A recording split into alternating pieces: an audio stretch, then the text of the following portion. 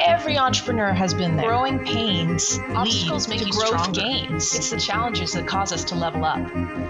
I'm your host, Alicia Domenico.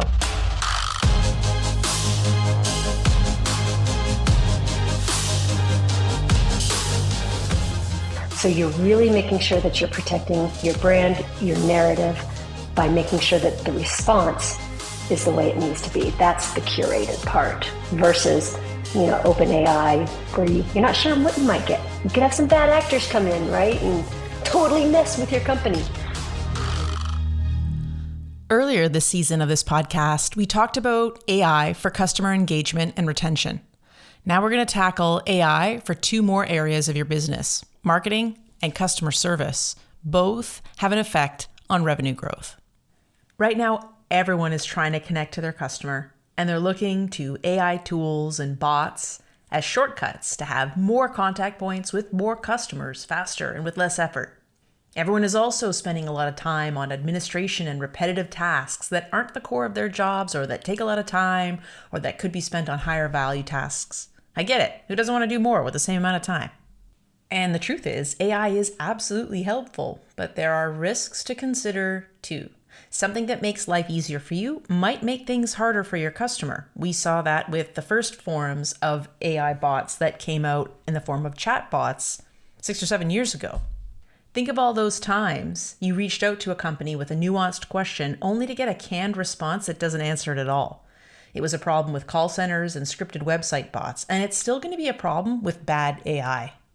So what does good AI look like? And how can your business gain the time-saving benefits of AI for marketing and customer service routine actions without frustrating your customers and prospects? Let's get into it.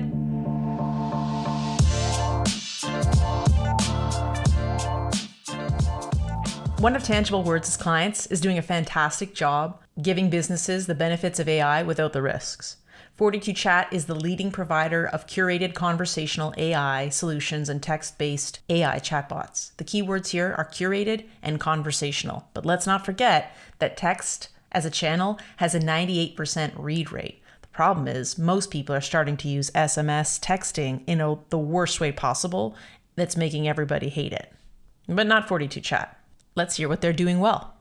Whether your audience is a prospect looking for information on your company or a customer that needs help, these people have questions and they're dying to get answers to. Many want to ask those questions in a conversational way using a full sentence. 42Chat's bots use AI that can understand the question no matter how it's phrased. They can have instant back and forth conversations that sound like a human, so nobody gets frustrated. Part of the reason why the conversation sounds so natural is because the bots give answers that are curated and pre-approved by each client who has the bot. As a business leader, you need to make sure that any AI tool you use allows for curation. Otherwise, you risk losing the prospect or the customer with a single wonky interaction. Your reputation is on the line. So how does 42Chat make their AI as reliable as possible? How do they train it to deal with questions they didn't plan for? When is AI actually better than a human? Their director of customer success, Alyssa Mallory, agreed to pull back the curtain and answer these questions for us.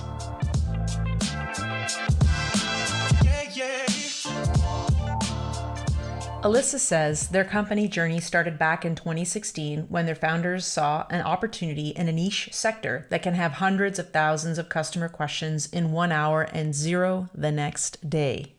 We started out with doing chatbots for events, because when you do an event, you can iterate on anything that you may have done right, may have done wrong, what can you improve upon, because they're just one after the other. And so once we figured out the magic juice behind it, then we could go back in and we could say, okay, what other industries could this work in?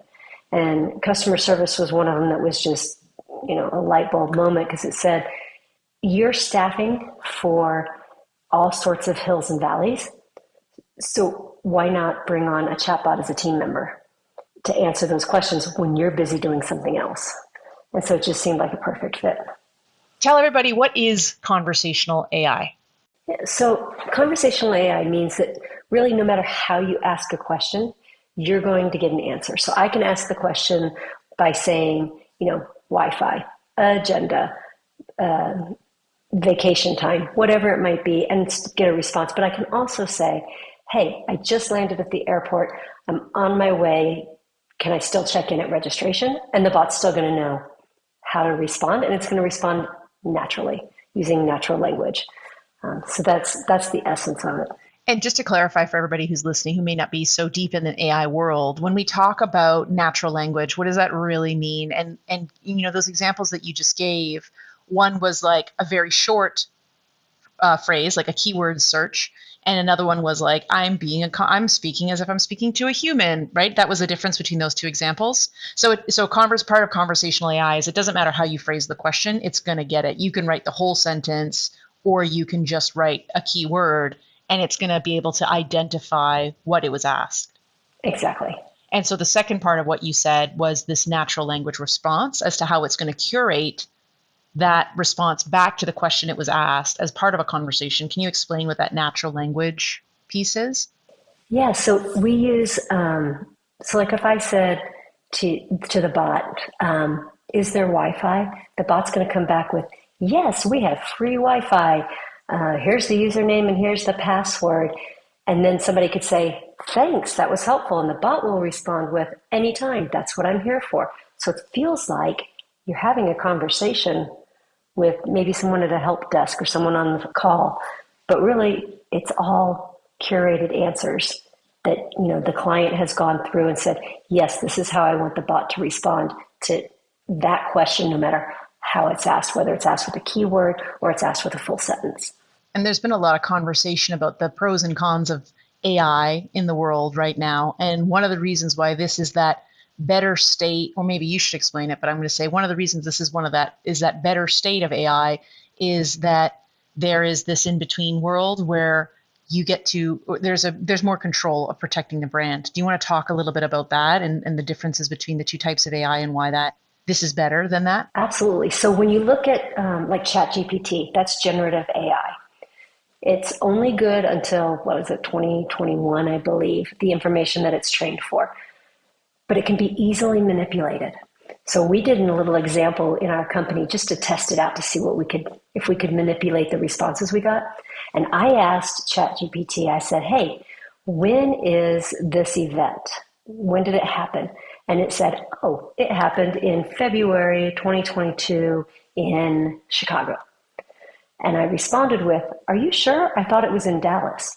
Then my coworker went in and said, when was this event? And it said it was in Dallas. So we easily manipulated how the bot was going to respond. Where with what we're doing is the AI behind ours is how you ask the question. So no matter how I ask that question, I'm going to get a curated response that we've gone over that protects the brand. It protects the identity of the company. It's the same answer every time and cannot be manipulated. What can be changed is how that question is asked. So you're really making sure that you're protecting, your company, your brand, your narrative by making sure that the response is the way it needs to be. That's the curated part versus, open AI, generative AI, where you're not sure what you might get. You could have some bad actors come in, right? And totally mess with your company. That's right. You could have some competitors come in and change the answer and sabotage what information comes up. And if you're hosting an event, which I know the 42 chatbots support a lot of events, if you're hosting an event, you don't want them getting the wrong Wi-Fi password. If they get the wrong answer, that is way, way worse than asking a question and not even getting an answer. Right. Do you want to talk about some of those particulars in example too? Because I know you guys do a lot of work around IDKs, answers, and you really track to make sure that you're improving the bot for the customer brand. So maybe there's an opportunity to speak about that. Yeah. So all of the responses that we have, as I mentioned, are curated. So we know what information is going to be responded with the bot. If a question is asked of the bot that it doesn't know, it simply comes back with, I'm sorry, I don't have the answer for that. Check back with me closer to the event, or for human support, contact so-and-so. So you're not leaving anybody hanging. They're still getting a good response. But then because all of those questions that are being asked are also being documented, we can go back after the event and say, you know what, you had a lot of people asking about How can I buy coffee at the event? And that's not something that we trained the bot on. Is it something you want to include next time? Absolutely. Let's take care of that. Let's train the bot, but we never leave it hanging. So we really try to make sure that we cover everything that the users want. And if we don't, we simply tell them I haven't been trained on that. And that's okay. People are good with that. It's kind of like going, to Home Depot and you go down the aisle and you say, hey, do you have this? The person's going to say, I don't know. That's not my department. Let's go ask this other guy. That's kind of the same thing. Love it. And people are good with that as long as you don't leave them hanging. And so tell me about the business problems you see being solved with this conversational AI. I know you do a ton of these retrospectives with clients that you're just describing where you go through and say what happened. I love the whole story around not leaving people hanging, which really means I was really angry in this session. I couldn't hear the guest speaker. And instead of that ad hoc, raise your hand, interrupt the speaker, tell them to turn up the volume or go touch the sound guy, it's like a message goes out from somebody sitting down in the middle of the aisle out to the bot addresses it, delivers it to the appropriate people. So, there's always that opportunity for communication, even in those awkward social moments when you don't want to get up and move. And when you don't have the answer, there's all those things that could go wrong can be accounted for. But let's talk about some of these business problems that you're seeing get solved. Well, you just brought up a really good one, and that's negative feedback. If the bot is available, people are more apt to tell the bot their problems than potentially going on social media and blasting it to the entire world. So then you're containing that negativity and can address it after the fact with that person because it's over SMS. I know who you are. We can address it. I'm so sorry you had a hard time hearing the speaker. We'll turn up the volume right now. But you're not throwing it on the entire world to see that. We actually had an event that went totally sideways. It was a bad experience for everyone, and a lot of it was contained within the bot, rather than it going out onto the internet and being negative towards the entire company, the organization, and everybody involved. We could contain it there. And let's just clarify, you're talking about an instance where the event organizers really struggled to deliver an experience that people were happy with, and the attendees were angry. You didn't give them lunch, guys, whatever it was. All of the complaints were contained within the bot. Yes, sorry. So yes, everything was contained within the bot. Only a little bit leaked out into social media. The rest was, served right in the bot. And then we could review it. Instead of being a PR nightmare. Exactly. And you were going to give another instance there. Sorry, I interrupted you because I just wanted to get that clarified. Oh, yeah. Because we use it as a conversational AI and we can also send notifications to everybody who's there. We've had instances where there's been an emergency on site and the event organizer was able to turn around and send a notification out to everybody at the event with information on how to proceed. I thought it's something we'd never, ever have to use. And I've actually used it 4 or 5 times with clients now, but we had an active shooter at one event. They went right on. They sent a notification out to everybody saying, hey, there is an active shooter. Everybody, please take cover. Everybody did. They kept in communication via the chatbot with all of their attendees, letting them know when it was clear. Are you safe? Here's what we're doing. Maintaining the safety of all of their attendees and yet getting them information because nobody's going to leave without their phone. And if the chatbot's on their phone, they didn't have to download anything. It's right there. And the chatbot's on their phone automatically because they have text on their phone. Yep, nothing to download. And that's the urgency, right? When there's an urgent matter, you're not checking your email. Right. You might be grabbing your phone and running, but you're not reading your emails. How many times have you missed a very important email because you were in a meeting, but you probably are seeing your SMS notifications? Exactly. SMS has a 98% read rate. So they're at least going to glance at it. And if it's a trusted channel, because it's a chatbot that's provided accurate information about their event, because again, it's curated. So we know the information is accurate, therefore it can be trusted. They're going to take that information and that's what they're going to use to keep themselves safe. But other business problems range from anything from, you have a temp staff that's coming to work your event and you've got, 50 temps that don't know anything about your organization. If they have the chatbot at their fingertips, they can have the right answer too. So if somebody came up to the temp and said, hey, when is the general session? They could say, I don't know, but let's ask our chatbot, Joe. And ask the chatbot, get an answer. And so you're making sure that you're continuing to deliver the right message at the right time, the way you want it delivered.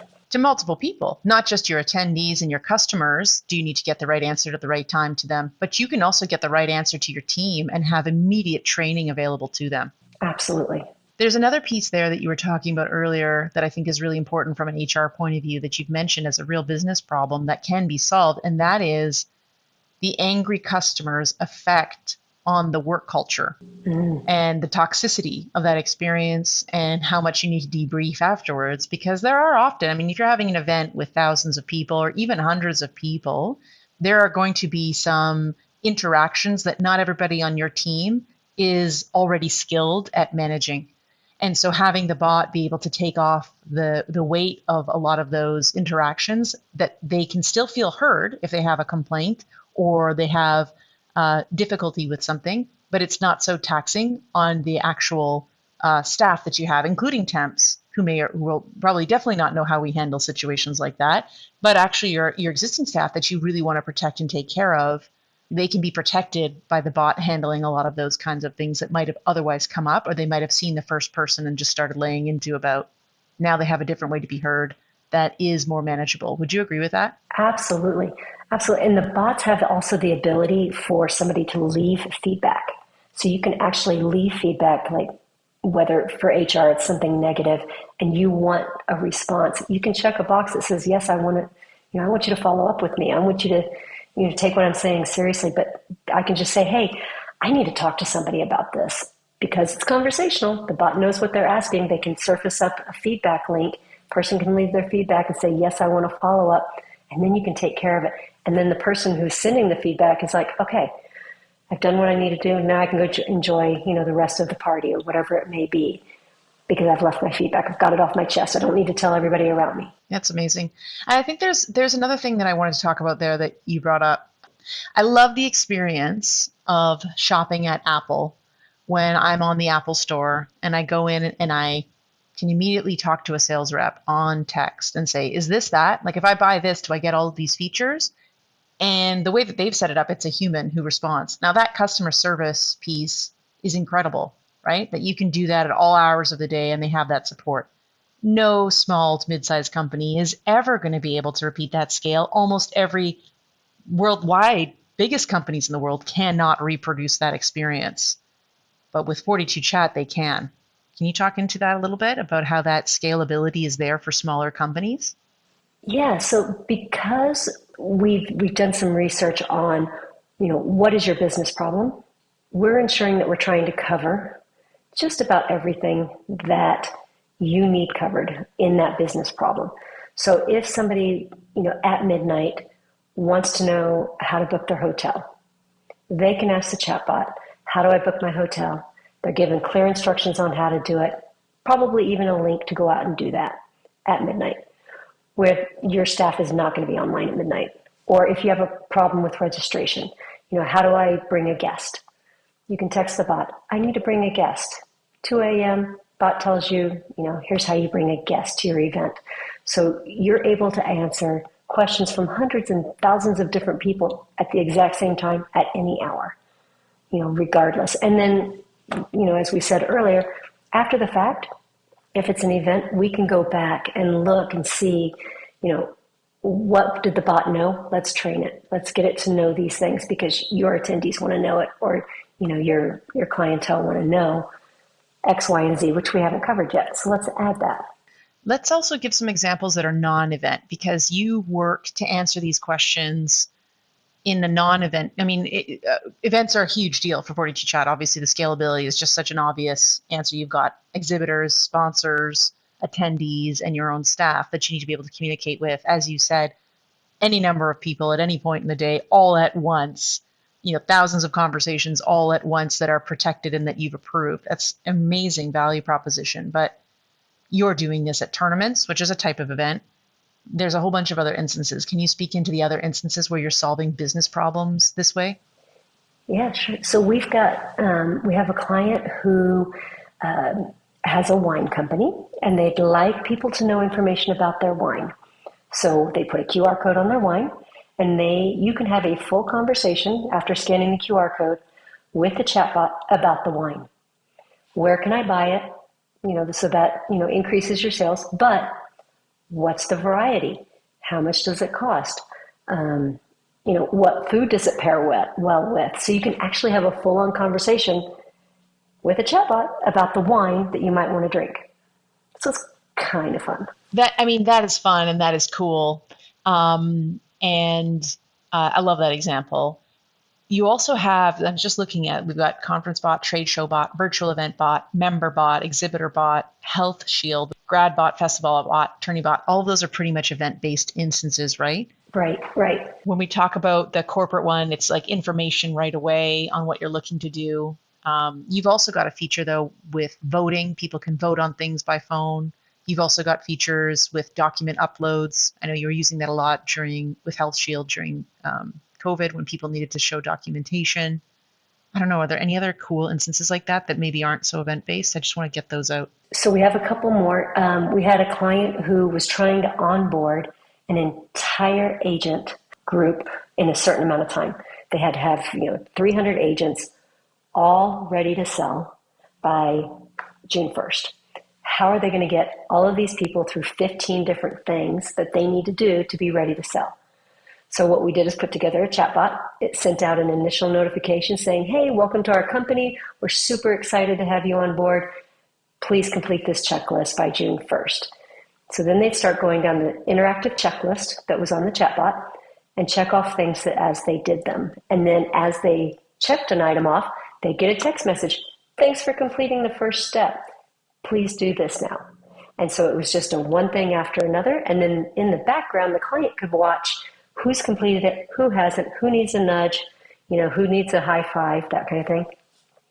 Then we had another client in the health industry who's trying to use the bot for managing all of their open enrollment. How do I get agents information that they need about the plans and the providers? And so they use a chatbot. It's actually one of our longest running chatbots to get that information out to their agents. All of that is fascinating and really good examples.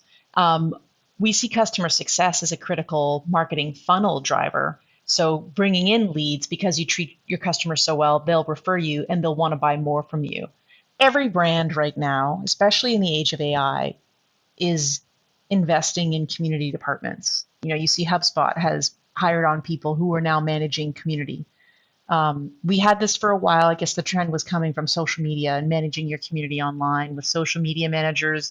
We've had that, for the last 10 years, where somebody needed to be online and managing your community online. Every company needs to have this community as we go forwards in the age of AI because of the maybe, I don't know if it's a fear, but there's a potential for so much anonymity that you don't have closeness with your customers and impersonalization. And I think one of the things that you've hit on today is that there is a really great opportunity to hug your customers closer with curated conversational AI that 42 Chat is doing, and to manage your community better. And that is a really great force to put onto your flywheel in HubSpot's language about let's put force on keeping our customers happy so they refer us, and let's put force on treating our net new leads really, really nicely so they want to work with us. So do you have any examples you can speak into there? Yeah, so one of the things to think about is that, your phone number is almost more important than any other piece of data that you have. Like it used to be your social security number, when you wanted to hold that tight. You still do, but you wanted to hold that tight. But your phone number, that's like gold. If you can provide value information via text and the chatbots in that channel, you're going to create trust with your clients. Then you're going to create that community, and then you can continue to nurture them with more value added notifications, more value added curated responses. You can increase your sales. You can increase your we had a client actually who sent out one text message and had $100,000 in ticket sales from that one text message because they had a trusted community that they were able to send one text to. And they're like, hey, I know who this is coming from. I know I can get information from this chatbot for other things. but holy cow, I've got a coupon code. I'm going to go buy tickets. And they sold $100,000 worth of tickets from that one thing because it was a trusted avenue. Amazing. And, one of the things that we've been talking about is how, as part of building that community, at Tangible Words, we talk all the time about the 4 progressions of every relationship. Every single company has to go from having no contact with somebody to having contact with them and getting them in their CRM. And then you've got to, so that's called connect, right? In 42 chat language, it's like, that's the first phase, is how do you connect with people? How do you really bring them in? So I'm going to talk about the other 2 phases, but let's do that in stages. Let's just talk, now that I've framed that up, this whole, how do I connect with people? How can conversational curated AI help me connect with people? Let's talk a little bit about that. Yeah. So if you're providing something valuable to them, they're going to keep connecting with you. They're going to ask the bot questions. They're going to trust your services. As long as you keep that powerful channel, open to them, and they can opt out anytime. But if you keep that channel open to them and you give them information that's timely, that's accurate, that they can follow up on more and dive deeper into, you're going to keep that connection solid with them. You're going to be able to communicate with them. They can communicate back with you. They can ask the bot questions, and we can get them deeper into the bot. We can prompt them with more things that they might want to dive into that they didn't know before. Like, especially with notifications, we send out notifications that say, "Did you know that I can register you for your event? Did you know that we're having a sale next week?" Those kind of things that really want to make them engage with you and remain connected. And that's, you were talking earlier about the importance of your phone number as being like this digital personal footprint.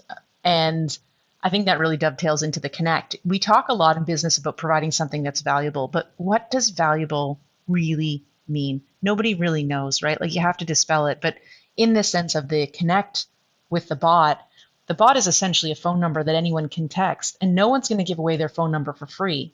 But once they can say, oh, I could actually ask the bot what to pack this weekend when I'm going to my trip on Phoenix, it's like, boom, here you go. And the bot will tell you what to pack. If it's been trained on that, I understand. But that's Right. Generally, there's a whole, as a company, because you're so good at these bots, you have a whole suite of topics that people typically ask. So nobody has to brainstorm and come up with it. If they're just launching it, there's less of a creative burden there for sure. But you're able to actually say, these are the things that might come up. Let's actually get the bot trained on it.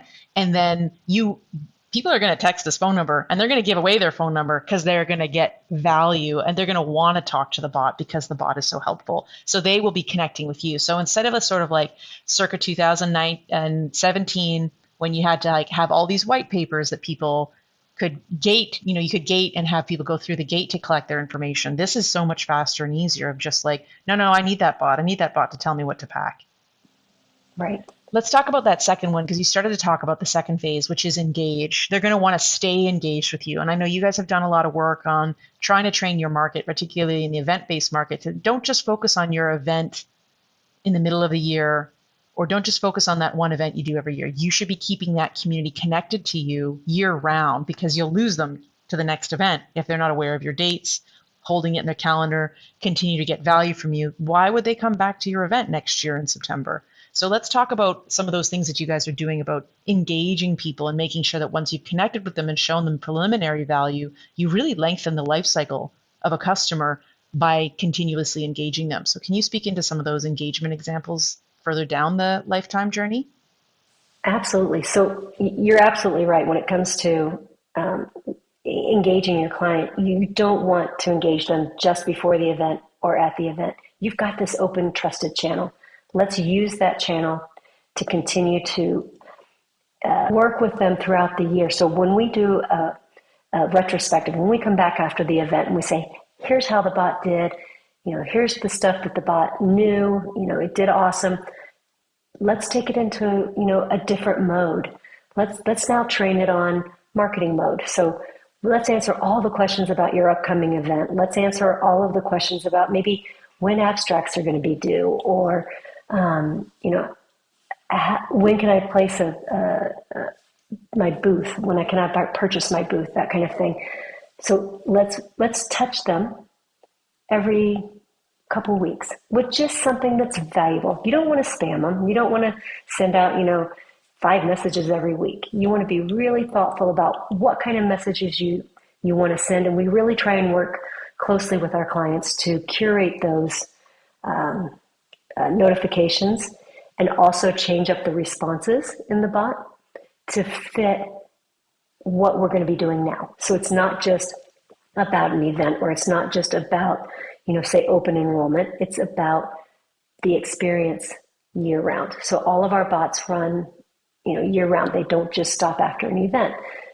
They continue to go, and you can continue to market to people, providing them valuable information, and then you keep that trust with them as long as it's valuable information. We work closely with the clients to make sure that they're following great rules and that they're providing awesome value. Yeah, and that's the key thing. I know you guys are great at pushing back and saying, no, that would be spammy. What would actually be valuable? Let's actually, because marketing can be very helpful, it can be very timely, and it's essentially what it's meant to be. But it does get a little bit corrupted when we're focused on ourselves instead of what our customers would want. And in some of the instances that you're just giving, it sounds like the bot can almost be a bit of a personal assistant in that sense, because it can say, hey, this is coming up. I know you were there, but if you want early bird pricing, you're going to need to take action before October 20th or whatever the date may be.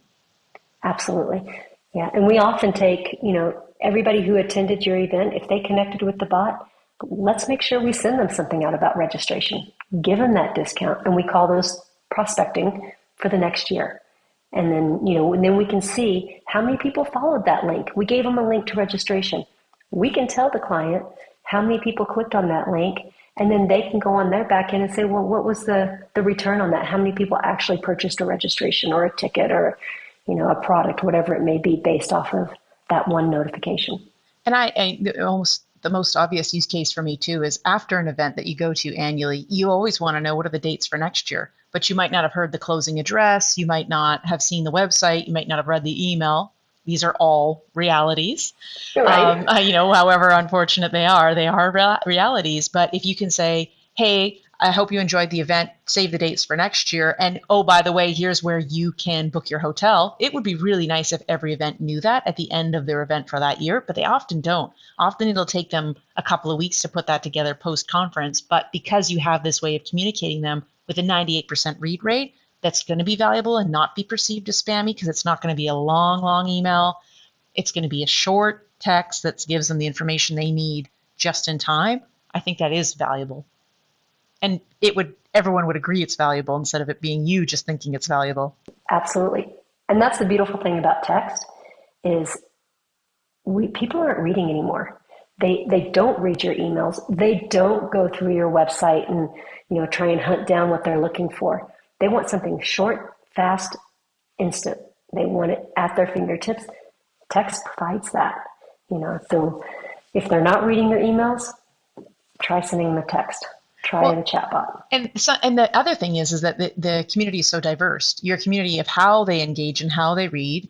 I mean, there are still a lot of emails that I read and a lot of websites that I read, but I think that there are, the bigger thing is that you need to be multi-channel, just as you've been multi-channel with social media and emails. You haven't really given up on any of those things. You still have a website, but now you can actually still deliver just-in-time information. And even better, we saw with the advent of search, people just want to ask their questions and get an immediate answer, and we're used to that way of communicating. So being able to ask an immediate question to this phone number that can then answer it for you is hugely valuable, because it is their expectation in terms of how they're engaging with other questions they have. Absolutely. And to your point is to meet them where they're at. Meet your clients where they're at. Whatever channel they're in, meet them there. If they're in web, awesome. If they're in email, great. If they're on SMS, we gotcha. And then I'm going to let you go. But the last section is this fund or sell, right? The third stage, and this lines up with our process. Every single company is either got to fund an event or fund this thing that they're doing, or they've got to sell. And you gave the example already of the ticket sales and being able to say, hey, here's this thing. And we've been talking about registration. Hey, here's this early bird pricing that's going to expire soon. Is there anything else that the bot is doing in terms of helping you fund your initiatives or sell something? So the bot can also have sponsorships in them. So you could have your chatbot sponsored, or you can drive revenue to a sponsor. So if somebody's sponsoring the bot, you can say, hey, come check us out at this booth to find out more about our awesome sponsor.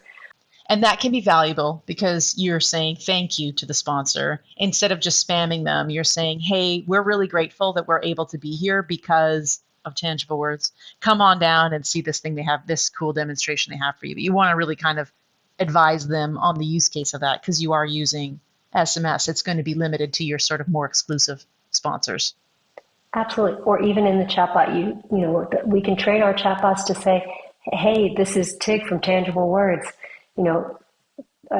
brought to you by Tangible Words, or, something like that. There's so many different ways that you could thank a sponsor and still get their name out there to that trusted community that, says, oh, if Tig says it's great, then I should also, I should go check them out because I'm getting great information from Tig. Tig being the little bot's name and avatar.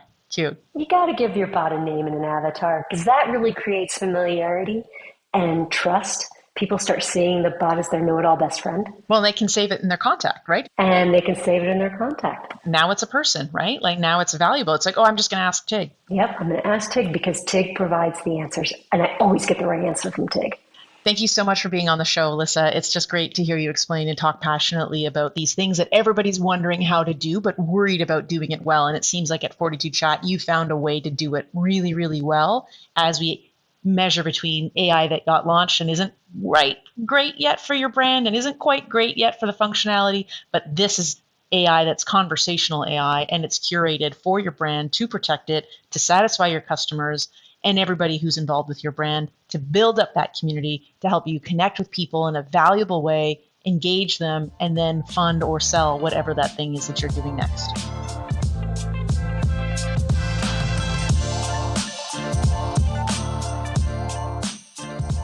One of the many things I respect about 42 Chat is that they actively avoid being spammy. SMS is an emerging and potentially powerful marketing channel since it does have a 98% read rate. But what I don't like seeing is people who don't have permission just checking in on my SMS channel. That is annoying. We will start marking all of those people as spam and they will never get the chance to hit us again because the anti-spam laws on texting are way more stringent than we've ever seen before on other tools like email. And the other problem is that people think they're being valuable by just checking in and they're actually annoying the prospect and the customer. And it's not valuable. Few companies have a good concept of what it means to check in a valuable way with your customer. Few companies have a good understanding of what it means to be valuable at each stage of the buyer's journey with their audiences, but not 42 Chat. They have a great understanding of what would be valuable and what would make that two-way engagement channel stand out from every other self-serving interaction that other sales teams and companies are making with their audience. It's pretty powerful stuff. Coming back to the AI part of 42 Chat's approach, having control over the inputs and being able to pre-approve answers goes a long way towards protecting your brand. You don't have to worry about it as much, whether the technology is going to feed your customers information that's totally off base or wrong. And you can rest assured that if a user finds a gap in the bot's knowledge, they're not going to be frustrated or disappointed. 42 Chat is a great example of a company that's using AI in a controlled and responsible way. It's when we don't know the cause and effect of AI that I think we all get really nervous. We don't know where it's originating from. We don't know how it's being managed. We don't know who's going to be responsible or seeing it for the changing of the message. We don't know how it's going to actually be managed at all. When we can't see that, there's a lot of fear around it. But when you know, hey, this is something that's going to actually give me the promise of AI to make my life easier, but it's going to be controlled, it's going to be conversational, it's going to be observable in terms of how people interact with it, and I can immediately fix it to give a better reaction. Now we're like, okay, I feel a little bit better about this thing.